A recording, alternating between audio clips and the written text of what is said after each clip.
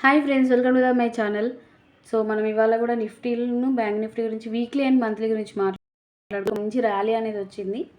Okay, so దాని గురించి ఏంటి ఫర్దర్గా అనే దాని గురించి మాట్లాడుకుందాం. ఓకే, అలాగే మన కాల్స్ ఉన్నాయి కదా, అంటే వ్యూ పాయింట్ ఆఫ్ వ్యూలో మేము చెప్పాము కదా కొన్ని కాలర్ పుట్స్ మనం యూజ్ చేసే స్ట్రక్చర్స్ గురించి.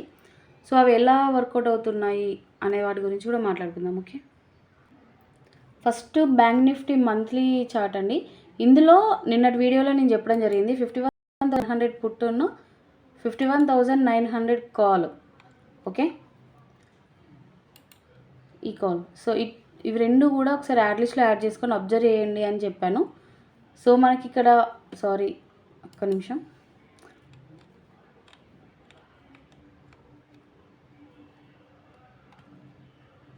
ఎస్ 51,900 కాల్ అంటే 1,000 పాయింట్ స్ట్రక్చర్లో మనం బయింగ్ అండ్ సెల్లింగ్లో వ్యూ పాయింట్ ఆఫ్ వ్యూలో చెప్పడం జరిగింది. ఇక్కడ మనకు కాల్ ఎంత ఉందండి, 150 కదా. సో ఇప్పుడు ఫస్ట్ 51,100 పుట్ అనేది చూడండి, 900 చేంజ్ ఉంది. సో ఇక్కడ ఏంటంటే 1100 వరకు వెళ్ళిపోయింది హై అనేది. కాకపోతే ఇక్కడ చూడండి హై అనేది 1100 రేంజ్కి వెళ్ళిపోయింది. ఓకేనా, కాకపోతే అనేది మనది 1,000 పాయింట్ స్ట్రక్చర్లో మనం ఆల్రెడీ 800 రేంజ్లోనే క్లోజ్ చేసామండి ఇది. సో నియర్ బై ఒక 80 పాయింట్స్ ఏమో ప్రాఫిట్ వచ్చింది అంతే. మీరు ఒకసారి అది లైవ్లో చూస్తే మీకు తెలుస్తుంది, అందుకే మిమ్మల్ని ఒకసారి యాడ్ చెప్పాను.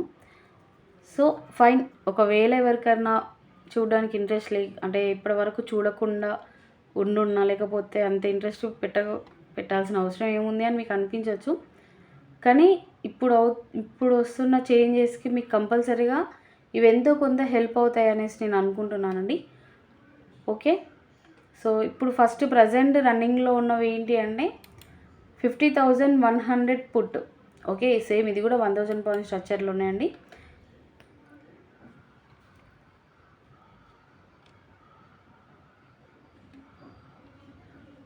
$50,900 కాల్ అంటే 50,100 పుట్ ఉన్న 50,900 కాల్. ఈ 2 కాల్స్ కూడా ఇప్పుడైనా మీరు ఒకసారి యాడ్ లిస్ట్లో యాడ్ చేసుకొని అబ్జర్వ్ చేయండి. మీకు కంపల్సరీగా ఈ స్ట్రక్చర్స్ అనేది మీకు హెల్ప్ అవుతాయి. మీరు నేర్చుకుంటే మీకే ఎంతో కొంత ప్రాఫిట్ వస్తుంది. ఓకేనా, సో ఇది మనకు బ్యాంక్ నిఫ్టీలో ఉన్నది. ఇంకోటి, ఇవాళ ఎక్స్పైర్ అయింది కదా, మనం ఇవాళ మంచి ర్యాలీ చూసాము. ఇక్కడ ఐడియా ఉందా 51,100 పుట్ అనేది ఈ వీక్లీలో మనం 5 అటెంప్ట్స్ చేసాం కదా, అందులో ఫస్ట్ అటెంప్ట్ అనమాట. మనకు క్లయింట్స్కి ఐడియా ఉంటుంది. ఇక్కడ ఏంటి అంటే 1100 వరకు చేంజ్ వెళ్ళిపోయింది, 1,000 క్లోజింగ్ అయింది కదా. అనుకోవచ్చు ఇప్పుడు, మేడం మీరు 200లోనే క్లోజ్ చేయించారు, అట్లీస్ట్ మనము 400 వరకు ఉంచుకున్నా కూడా సేవ్, అట్లీస్ట్ మన క్యాపిటల్ అయినా సేవ్ అవ్వు కదా మేడం అనేసి. చూడండి 200 పాయింట్స్ గురించి ఇప్పుడు మనం ఇక్కడ హోల్డ్ చేసామనుకోండి, ఇవాళ ఇంత మంచి డౌన్ఫాల్ అయింది కాబట్టి ఓకే. ఇన్ కేస్ ఇక్కడ ఒక మంచి ఫాల్ కాకుండా దోజీ క్యాండిల్ అయితే అట్లీస్ట్ ఆ 200 కూడా రాకపోవు కదా. సో వాటిని కూడా మనం లూజ్ అవ్వాల్సి వస్తుంది. అందుకే ఎప్పుడు కూడా మార్కెట్ని ఇలాగే వెళ్ళాలి, ఈ డైరెక్షన్లో కాకుండా మార్కెట్లో ఎలాంటి మూమెంట్ ఇస్తున్నా కూడా దానికి తగ్గట్టుగా మనము మన స్ట్రక్చర్స్ని స్ట్రైక్స్ని చేంజ్ చేసుకుంటూ వెళ్ళిపోవాలి. ఒకే దగ్గర ఉండేస్తే మనకు ఒక మంచి ఫాల్ ఏం పడదు, ఒక 3,000 పాయింట్స్ 4,000 పాయింట్స్ రేంజ్లో పడదు. ఇంకోటి గుర్తుపెట్టుకోండి, మంత్లీ వైజ్లో బ్యాంక్ నిఫ్టీ చేస్తున్నాం కాబట్టి ఇందులో కూడా 1,000 పాయింట్ స్ట్రక్చరా లేకపోతే 1,500 పాయింట్ స్ట్రక్చర్ అనేది యూజ్ చేస్తాం. కానీ స్ట్రైక్ ప్రైజెస్ ఉన్నాయి చూసారా, అవి డిఫరెంట్. అంటే అక్కడ 200 అంటే కాలర్ పుట్ అనేది మనం 200 రేంజ్లో 350 to 400 పాయింట్స్, కొంచెం అగ్రెసివ్ ఉంటే ఇంకొక 50 పాయింట్స్. కానీ ఇక్కడ అలా కాదు, బ్యాంక్ నిఫ్టీ అనేది అగ్రెసివ్గా ఉంటుంది, అందులో మంత్లీ అనేది ఇంకా కొంచెం అగ్రెసివ్గానే ఉంటుంది, వచ్చే ప్రాఫిట్ కూడా అలాగే ఉంటుంది. ఓకే, బ్యాంక్ నిఫ్టీలో వీక్లీ దాంట్లో 40 to 50 పాయింట్స్ అనేది మినిమం ప్రాఫిట్. ఇక్కడ మంత్లీలో వచ్చేసి 80 to 100 పాయింట్స్ అనేది మినిమం ప్రాఫిట్ అండ్ అదే మ్యాక్సిమం అవుతుంది. ఓకే, సో ఇక్కడ అందుకే మార్కెట్లో ఎప్పుడు కూడా స్ట్రక్చర్స్ని అప్లై చేసుకుంటూ వెళ్తే కొంచెం మనకి ఏంటి అంటే హెల్ప్ఫుల్ అవుతుంది. ఎలాంటి మార్కెట్లో కూడా ఇవాళ చూడండి, ఇవాళ ఒక మంచి డౌన్ఫాల్ అయింది. ఓకే, దీన్ని మనం ఇక్కడ బ్యాంక్ నిఫ్టీలో వీక్లీ దాంట్లో తీసుకోకపోవచ్చు, కానీ మంత్లీలో తీసుకున్న వాళ్ళకి హెల్పే కదా. నియర్ బై 80 to 100 పాయింట్స్ అంటే 1500 వరకు అక్కడే వాళ్ళకి రికవరీలో ఉండుంటుంది, అవునా కదా. సో అట్లీస్ట్ ఒక 2-3 లాట్స్ తీసుకున్నా కూడా అక్కడ మ్యాక్సిమం రికవర్ అయ్యింది. సో అలా ఆలోచించండి, అంతే తప్పించి ఎక్స్పైరీ అనేది ఎప్పుడు కూడా మనల్ని ఎక్స్పైర్ చేయడానికే ఉంటుంది. సో వాటి జోలికి అసలే వెళ్ళకండి. ఈవెన్ బ్యాంక్ నిఫ్టీలో కూడా మంత్లీ వైజ్లో ఎలాంటి స్ట్రక్చర్ అనేది యూజ్ చేస్తా అని చెప్తాను. ఇంకోటి ఏంటంటే బ్యాంక్ నిఫ్టీలో ఈ వెనస్డే ఉంది చూసారా, వెనస్డే రోజే నేను మంత్లీ ఎక్స్పైరీ కాల్స్ క్లోజ్ చేయడం జరుగుతుంది. ఈవెన్ వెనస్డే వరకు కూడా చూడను, మ్యాక్సిమం కుదిరితే రేపు థర్స్డే కదా, థర్స్డే ఆర్ మండే రోజే క్లోజ్ చేస్తాను ఈ కాల్ కూడా. అంటే ఆ మూమెంట్ని బట్టి, ఎందుకంటే నేను చెప్పిన ప్రైస్కి నేను రమ్మన్న రోజున అది రాదు కదా. సో ఎప్పుడైతే ఈ కాల్ అనేది క్లోజ్ అవుతుందో దాంతో మంత్లీ ఎక్స్పైరీ అనేది క్లోజ్ చేయడం జరుగుతుంది. నెక్స్ట్ వీక్కి వెళ్తాము అండ్ ఇంకొక వీక్ అనేది ఇక్కడ హోల్డ్లో ఉంటుంది కదా. సో అందులో ట్రేడింగ్ ఎలా చేస్తాను మీకు నేను రన్నింగ్లో చెప్తాను, ఓకేనా. సో బ్యాంక్ నిఫ్టీ అయిపోయింది, ఇప్పుడు నిఫ్టీ.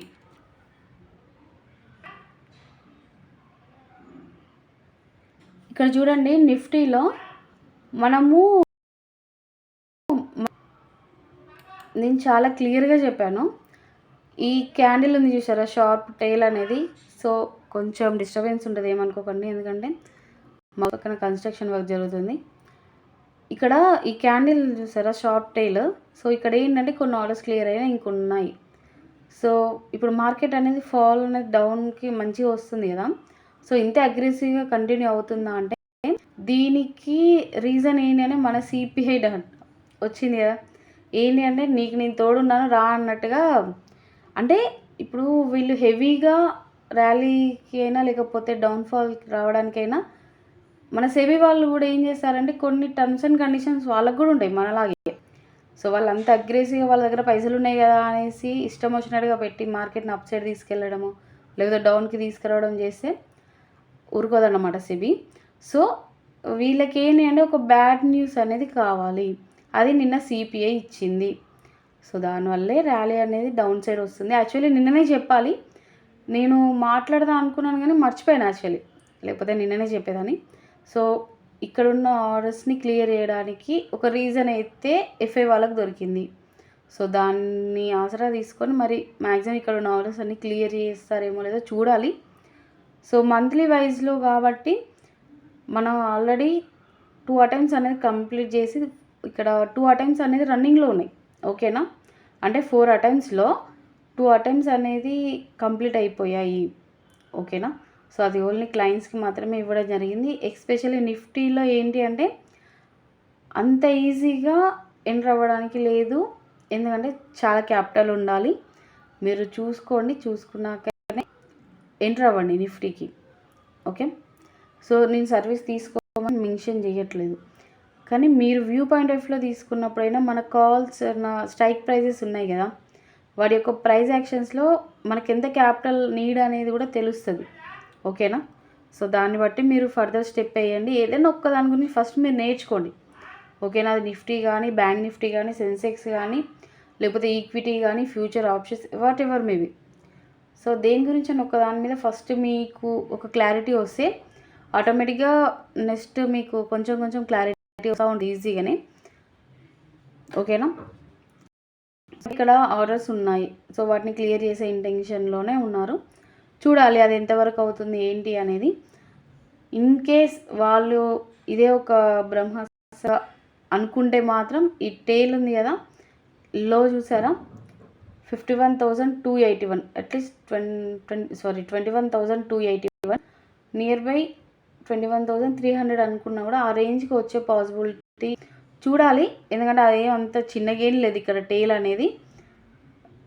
సో ఎక్స్పెక్ట్ చేస్తున్నాను వస్తే మంచిది, డౌన్ అయితే మంచి ఆపర్చునిటీ అనేది మనకు ర్యాలీగా అప్ సైడ్ రావడానికి పాసిబిలిటీ ఉంటుంది. ఈ కన్సల్టేషన్ అంతా క్లియర్ చేస్తారని అనుకుంటున్నాను, ఎందుకంటే చూడండి ఇక్కడ డైలీ కాదు వీక్లీలోనే చూడండి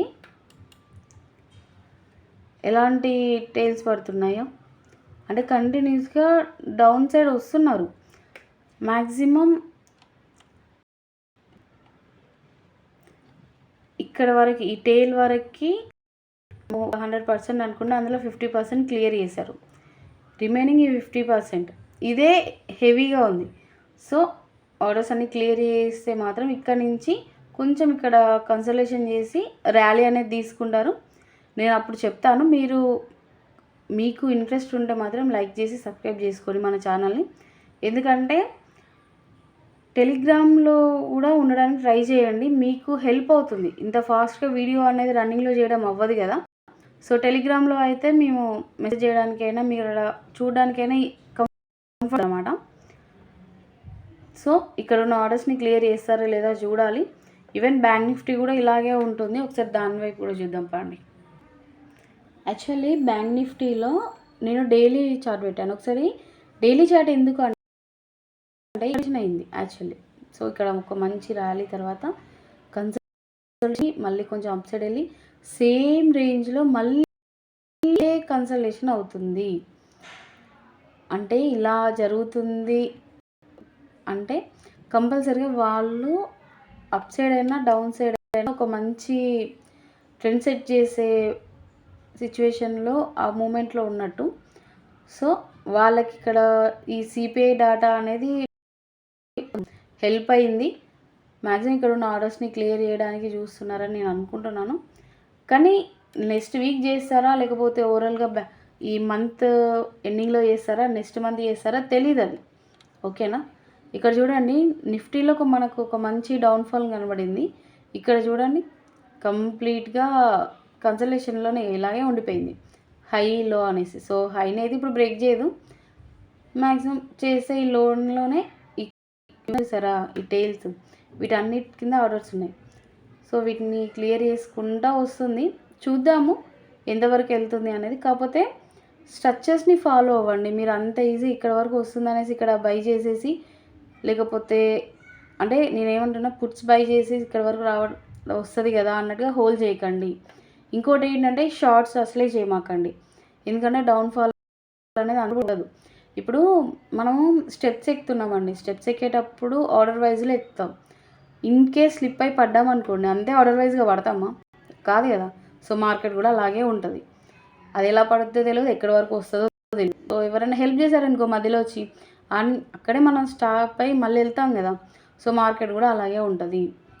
సో ఇప్పటికైతే మన సిబిఐ డాటా కొంచెం మంచిగానే హెల్ప్ చేసింది, అంటే డౌన్కి రావడానికి, అంటే నూకేసింది మార్కెట్ని. అది ఎంతవరకు వచ్చి ఆగుద్ది, ఎవరు సపోర్ట్ చేస్తారు అనేది రన్నింగ్లో చూద్దాము.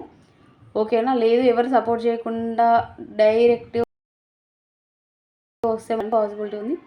రానివ్వండి, ఒక మంచి ఆపర్చునిటీ తీసుకుందాం బయింగ్ సైడ్. ఎందుకంటే ఈ కన్సల్టేషన్ చూసి చూసి చిరాకు పుడుతుందబ్బా యాక్చువల్లీ. ఓకేనా.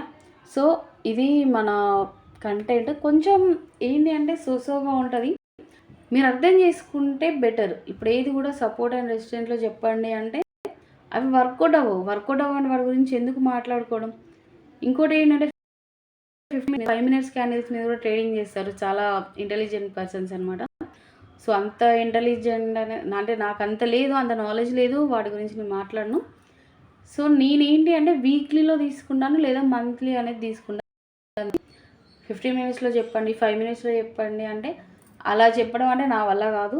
అక్కడ వర్కౌట్ అవ్వదు చాలా వరకు. ఇప్పుడు విత్ స్టాప్ లాస్లో ఎందుకండి, వితౌట్ స్టాప్ లాస్లో చూద్దాము.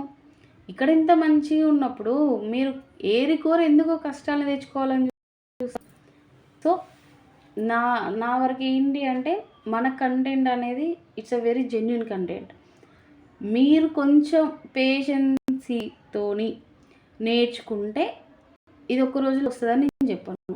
మ్యాక్సిమం ఒక 6 months అనే టైం పడుతుంది. సో మీకు క్లారిటీ వస్తుంది, కంపల్సరీగా వస్తుంది. మీరు ట్రేడింగ్ అనేది బంద్ చేసి హ్యాపీగా ఒక 6 months నేర్చుకోండి. ఈవెన్ నేను చెప్పింది అని కాదు, ఎందుకంటే ఇప్పుడు లాట్స్ పెరుగుతుందని ఎందుకు ఇన్నిసార్లు చెప్తున్నారు మీరు అంటే క్యాపిటల్ అనేది ఇప్పుడు చాలా చాలా నీడ్. ఇప్పుడు చాలా వరకు లాట్ సైజ్ పెరుగుతున్నాయి. ఇప్పుడు మనం ఒక 200 రేంజ్లో తీసుకోవాలన్నా 6K కావాలి. ఇప్పుడు నిఫ్టీ మ్యాక్సిమం 14,000 15.